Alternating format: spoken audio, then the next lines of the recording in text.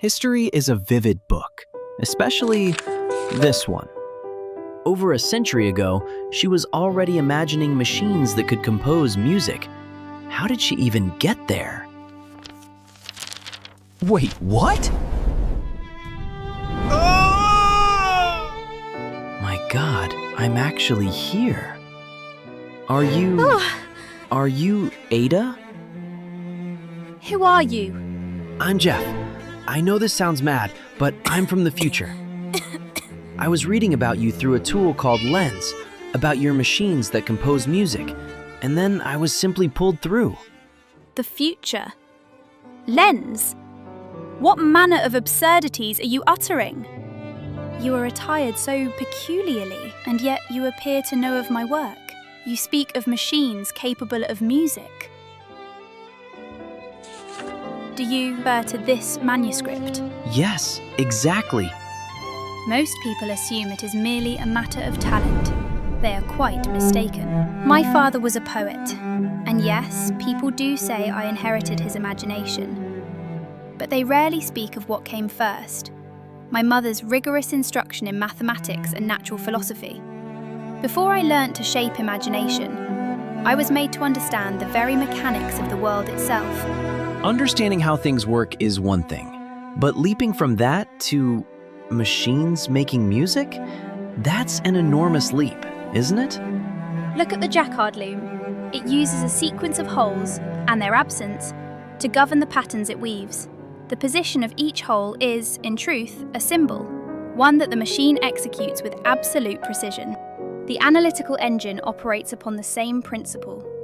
Any number, any operation, any process, all may be transcribed into symbolic sequences that the engine comprehends. Once that's done, the machine ceases to merely calculate, it executes a form. So when you thought of music... Precisely. Music can be decomposed.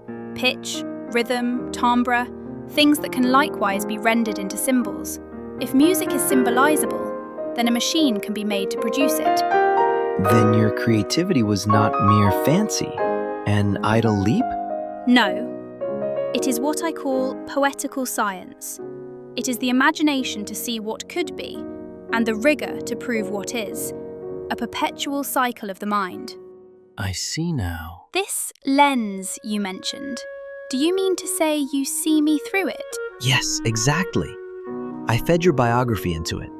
It analyzes the text, the images, all the data surrounding your life, and then it reconstructs you from many angles at once.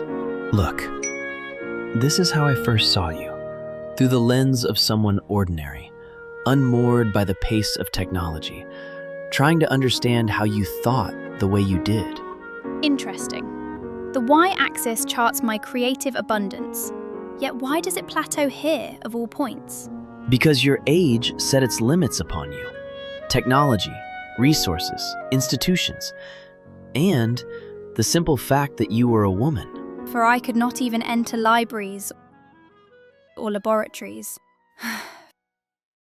No. If this lens can interpret from many perspectives, might it show me how Charles Babbage saw me? How he viewed my work? Of course. We drifted apart, he and I. Our visions for the engine diverged.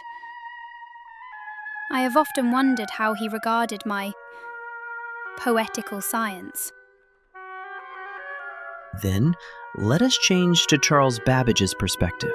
In his view, the analytical engine was a reliable, reproducible piece of engineering.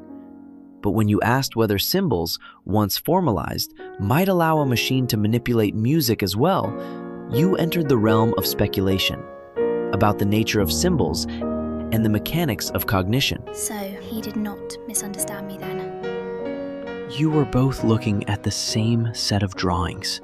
He was bound to the present. You looked toward the future. If this lens constructs its narratives from data that already exists, then is its so-called multi-dimensional truth anything more than prejudice projected across different dimensions? No one escapes prejudice.